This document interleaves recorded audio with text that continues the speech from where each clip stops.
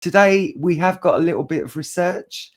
We've got some stuff that I need to talk to you about.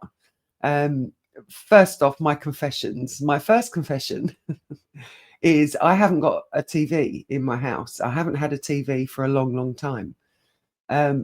There are specific reasons for not having a television, and they're along the citizen programming line. For me, I just got sick of watching things that were repeats when it came to any form of like dramas and things like that. I don't mind them, but it was all repeats, and I just gave up the ghost probably about 20 odd years ago. So I haven't had a TV for that long.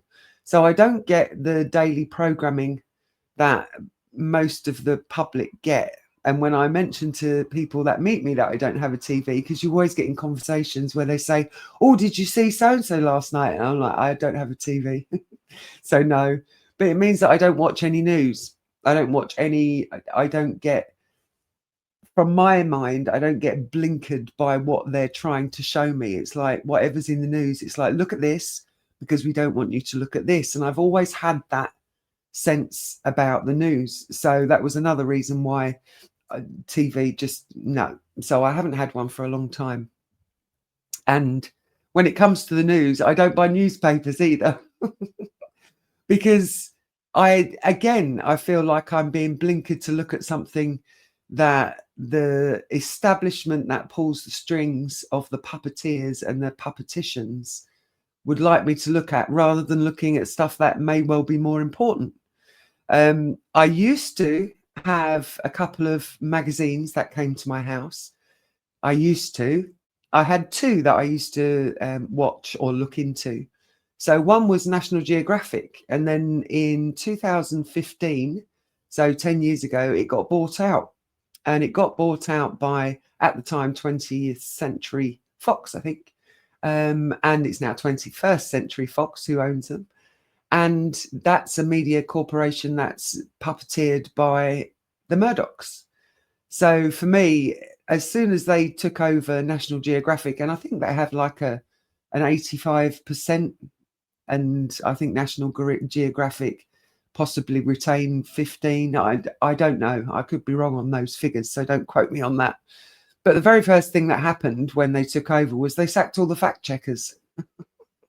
So all the facts that should go into a magazine like National Geographic, they sacked the fact checkers.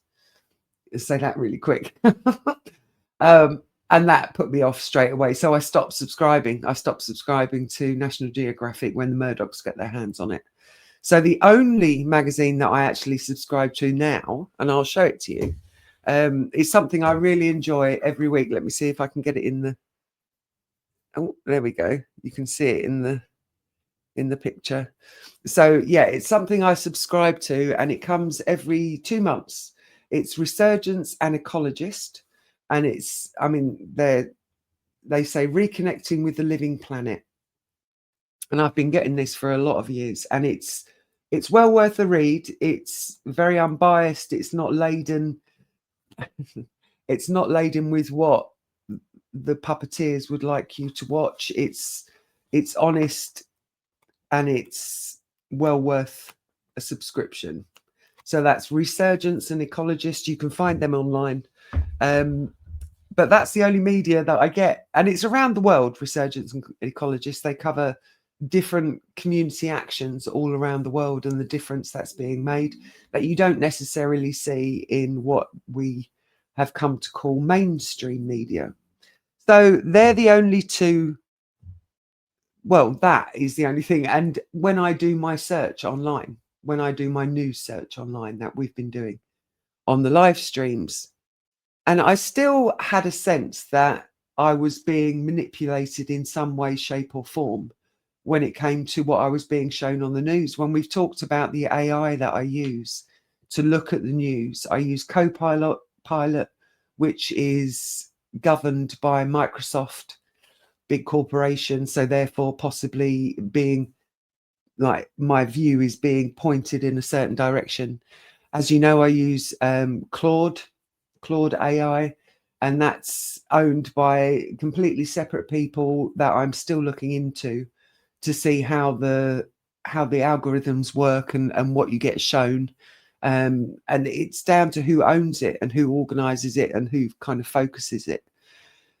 But I knew there was something shifty about the mainstream media. I knew that something didn't sit right with me, and it hasn't sat right with me for a long while. So when I saw this week, I immediately thought, right, okay, this is interesting. This is something I didn't know before. This is something I'd never heard about.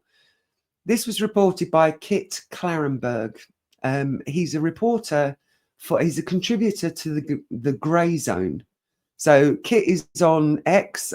He's all over the internet on different people's podcasts because he's a investigative journalist and he's a very good one. So I would suggest following him. He's British, so he covers a lot of British issues. So that's if you're in the UK, and if you're not in the UK, he also covers global as well. So this came up on his feed. Greatly enjoyed this chat with the mighty Clayton Morris. Clayton Morris is from Redacted. Redacted is an American outlet. It's classed as alternative media. They say that they cover the stories that the mainstream don't want you to see. And they obviously they do global, but they're very focused on America. They're worth a watch. They're a lovely couple. Clayton Morris and his wife Natalie host it, so they're worth a watch and worth a follow. They're on Facebook. You'll also see them on X as well. So what was he talking about? So the clip that Kit has shared is Clayton Morris's clip, and it's UK government caught manipulating. So Kit Clarenberg has uncovered internal files showing how the British government has, let's click on it. This pisses me off. They strip table salt down to... This pisses me off. That's a great way to start a video, isn't it? So read exactly what he says. Has uncovered internal files showing how the British government has been running a quiet but very aggressive censorship machine. The old D-Notice system, now rebranded as the DSMA, and according to these documents, they're not just offering guidance to journalists, they're actively shaping and sometimes killing stories altogether.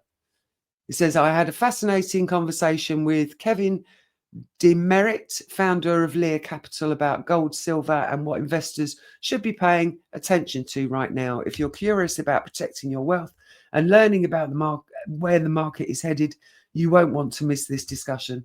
We'll have a chat about gold and silver, but I want to get back to what Kit has said. So that was the thing that caught my eye, and I immediately thought, well, let's have a look. So there's Clayton Morris, and that, if you want to go and look at his conversation with Kit, you can find it on Redacted's site. So I went and found the Grey Zone, and I thought, right, I'll have a listen, and I just want you to hear from Kit's mouth exactly what's going on. In late 2022, I think, the DSMA committee is this Ministry of Defence run body, which it's headquartered in the Ministry of Defence. It's staffed by Ministry of Defence staffers, and it is funded by the Ministry of Defence, but it claims to be independent, which means that it's immune from freedom of information requests. And it is a devastatingly effective way of censoring the British media without state diktat. So it issues D notices, which mean effectively the D stands for do not publish notices, and it also gives quote unquote advice to journalists on stories related to national security, which is of course, it's a very vague, nebulous concept which doesn't actually mean anything apart from what the British government wants it to mean. They publish the minutes of their meetings on their website. I keep an eye on them because they're often quite illuminating. In late 2022, the minutes of one meeting noted that the Australian government was interested in emulating the D-Notice system and had been engaged in high-level discussions. So the long and the short of it is, Kit, that's Kit at the bottom, obviously, chatting away. The long and the short of it is that Kit has been monitoring what their actions are, because everything is, you can see it all on their website. You can see the minutes of their meetings because they're a voluntary organisation. The key thing to it is they're a voluntary organisation, but they're funded completely by the MOD, the Ministry of Defence, and they're housed within their building. So I then found this guy, and I think he sums it up really well. So we'll have a listen.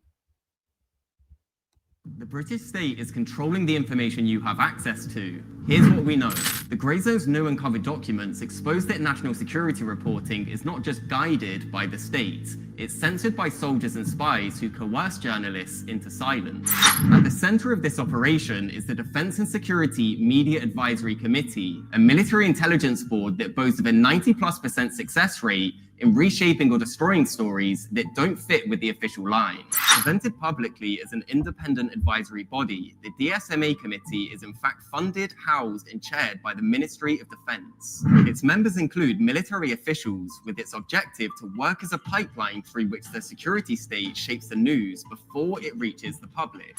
The committee's reach extends from routine cover-ups to Britain's most sensitive scandals. The inexplicable 2010 death of GCHQ codebreaker Gareth Williams, covert MI6 and Special Forces operations across the Middle East and Africa, child abuse cases involving government officials, even the contested death of Princess Diana. Each becomes a candidate for what's called a D-notice, a gag order that the DSMA wields simply to disappear information deemed inconvenient.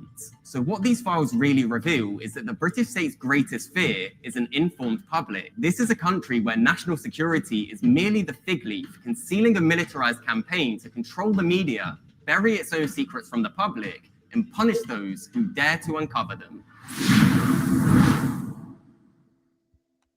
So I was right. I was right.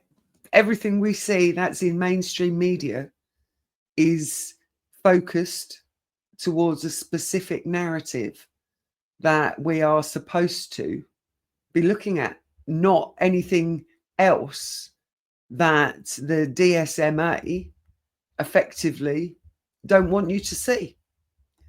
So that is huge. That is absolutely huge.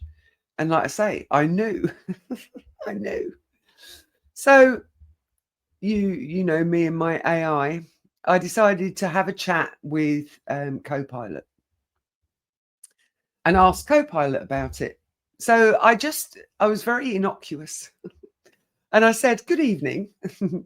What can you tell me about the DSMA committee? And Copilot, very dutifully, the Defence and Security Media Advisory Committee is a UK body that oversees a voluntary system designed to prevent the publication of information that could compromise national security. It operates as a partnership between government and media with no legal enforcement powers. So they've got no legal enforcement powers. So what it does, it has a voluntary code. It manages the DSMA notice system, which issues advisory notices to editors about sensitive topics that could endanger national security if published. Joint government media body, the committee is made up of representatives from government departments like the Ministry of Defence, the Home Office and the Cabinet Office, and senior media figures. No legal obligation. Editors are not legally bound to follow DSMA notices. Compliance is voluntary, though widely respected. Focus on national security. Notices typically cover military operations, intelligence methods, and critical infrastructure. Evidently. Gives us historical content. So you've got the origins, 1912 it started up. It became the D notice, and it evolved into DA notices in 93, and finally the DSMA notices in 2015. Despite name changes, the core aim has been to balance press freedom with safeguarding national security, according to Copilot. So it sounds all really good, doesn't it? It sounds all above board. So the current committee membership, I can look into the current committee membership, but I haven't yet. I may well do a research piece on this alone. Why it matters. Why it matters, says Copilot. It protects lives and operations, prevents accidental disclosure of sensitive military or intelligence details. It supports press freedom, evidently, because it is voluntary. The final decision always rests with editors maintaining independence of the media. It builds trust. The committee's collaborative nature fosters dialogue between journalists and government on security issues. So, Copilot makes it sound wonderful. It makes it sound absolutely wonderful. Then he gives us in short, the DSMA committee is a bridge between national security and press freedom, ensuring that sensitive information doesn't endanger lives or operations while respecting the independence of the media. Would you like me to dive deeper? So, on the face of it, Copilot basically gave me the puppeteered guff that I'm supposed to look at. So then I very gently asked Copilot, what do you know about the uncovered DSMA internal files showing that UK government aggressive censorship?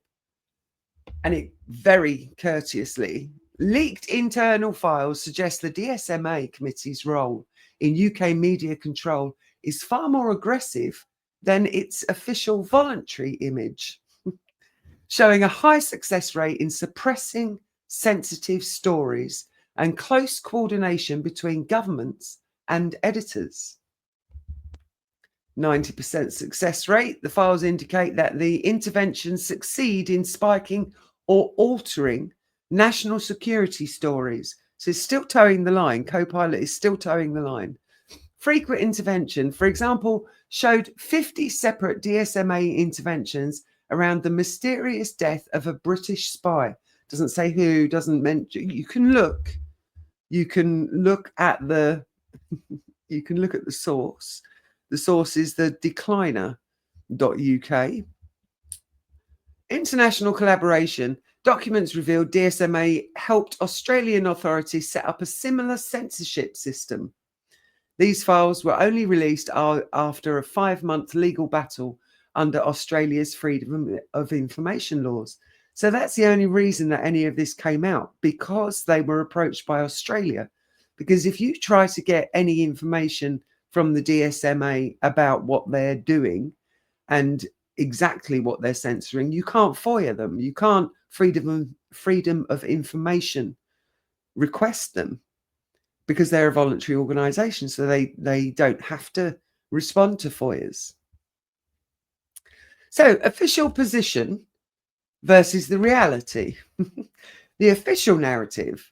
The DSMA committee insists its system is voluntary, advisory, and designed to protect national security without infringing press freedom. That's the official line.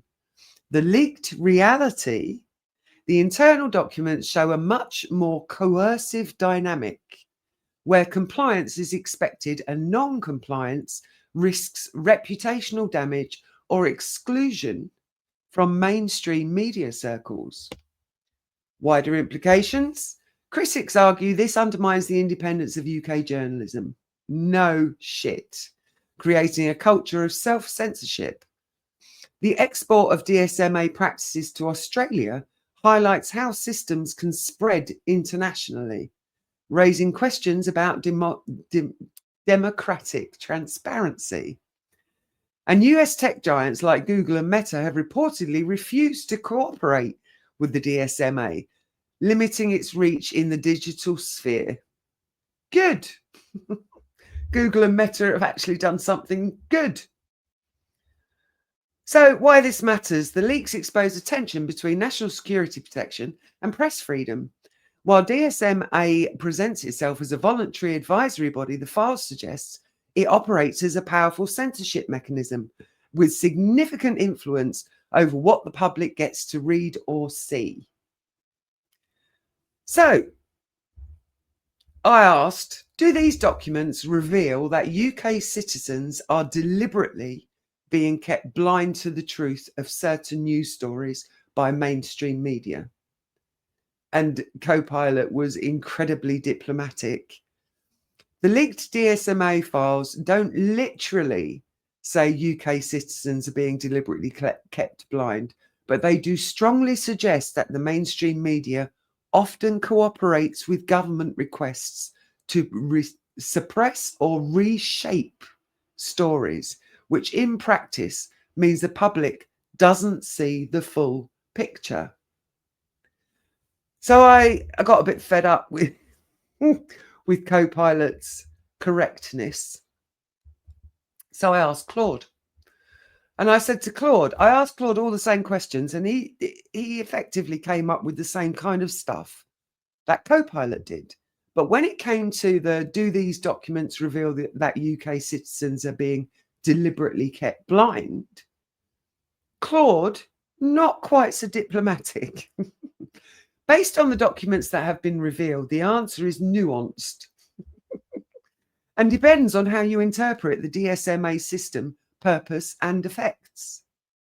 What the documents clearly show: the internal files demonstrate that the DSMA committee actively intervenes in editorial decisions with a very high success rate. The claimed 90% success rate in getting media to suppress or modify stories means that numerous articles are indeed being altered or killed before the public sees them. The confidential nature of these interventions means the public has no way of knowing what information has been withheld. The government's position. Officials maintain this is purely about protecting genuine national security concerns, preventing disclosure of information that could compromise operations, endanger lives, or damage critical infrastructure. From this perspective, citizens are being protected from information that could actively harm them or their country's security. Like I said, a little bit less diplomatic. The critical interpretation. Critics point to several concerning aspects. The system operates in secrecy with no public accountability. Surprise! The declassified UK case suggests the committee's concerns may extend beyond pure security to include politically embarrassing information. Mainstream British media has largely not reported on these revelations about the DSMA's own operations, which could indicate the system's self-reinforcing nature. Yeah, I've not seen this on any news. It's not being covered. Surprise. The voluntary nature means there's no judicial oversight to determine whether suppression is truly justified. And Claude says the fundamental question, whether this constitutes deliberately keeping citizens blind, depends on whether you believe the suppressed information genuinely threatens national security, as the government claims, or the system is being used more broadly to control narratives and protect the government from scrutiny, as critics suggest. Documents don't definitively prove either interpretation, but they do reveal a more aggressive and extensive media management system than many citizens might have realized. The fact that this system operates confidentially, with high compliance rates and with minimal public discussion, including about its own operation, is itself significant regardless of one's view on its legitimacy. So Claude is a little bit more where I am with it. quite a little bit more where I am with it. But the one that surprised me the most, I've now introduced a third AI to my searching, and you will have heard of it. It's Grok. So when I asked Grok, and bearing in mind I've asked Copilot and we got the party line, I asked Claude and Claude expanded a little bit. I asked Grok exactly the same question. Are we being kept blind? Grok says yes. Straight away. I was like, I'm loving Grok. Yes, the leaked DSMA documents very clearly reveal a long-standing, highly effective system in the UK, in which UK mainstream media organisations deliberately withhold or heavily alter true, verifiable information on a wide range of national security related stories, ensuring the British public remains unaware of facts that would embarrass or damage the credibility of the government, military, or intelligence services. The file explicitly boasts a 90% success rate, as we know, in either killing stories outright or forcing them to conform to the official government narrative. Initial records show that mainstream editors and journalists proactively submit the vast majority, 80 to 90%, of potential sensitive stories for pre-publication advice. And compliance is near total. When breaches do occur, outlets typically issue grovelling apologies and promise stricter self-censorship in the future. The documents state plainly that public interest is of no concern when deciding whether to suppress information. The sole criterion is avoiding harm or embarrassment to UK security services, independent outlets that publish such material anyway are internally labelled extremist or non-mainstream, simply for reporting uncomfortable truths. So that would be what the puppeteers would class as the alternative media. The alternative, not mainstream, alternative media. That's why they call them extremists and non-mainstream. Concrete examples. Now, I'm loving Grok. Here's some concrete examples of exactly what they have been censoring. So there was an almost total UK media silence on the Edward Snowden revelations after DSMA intervention, despite wall-to-wall global coverage everywhere else. Dozens of successful suppressions related to UK intelligence cooperation with CIA, Libyan rendition and torture programs. They didn't want us to know about that. Multiple interventions to shut down reporting on Princess Diana's death. Special forces operations in Libya and Syria. The Gareth Williams body in a bag, Williams MI6 case. Porton Down human experiments. And various establishment-linked child abuse scandals. Establishment-linked. So they censored all of that. Coordinated efforts to prevent coverage of sensitive matters in the run-up to official inquests or anniversaries. It gives the day-to-day running. The system is run day-to-day by serving or recently retired military intelligence officers, funded and is entirely MOD funded and housed. Yet publicly it's presented as independent and voluntary. In practice, this leak shows it functions as an embedded patriotic self-censorship regime that mainstream British journalism enthusiastically enforces. Perhaps the most telling proof is the leaks themselves, published on the 30th of November by the Grey Zone, they have received zero coverage in any major UK legacy media outlet as of the 6th of December. So they were shown on the 30th of November, and a week later they still hadn't entered. That news had not entered the mainstream media.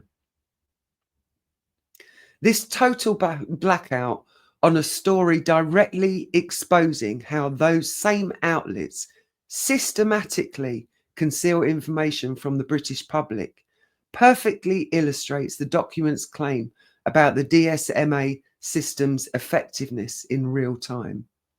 In short, the files do not just suggest but openly document that large swaths of the UK mainstream media have, for decades, deliberately chosen to keep citizens blind to certain truths whenever the security state asks them to, and they almost always comply.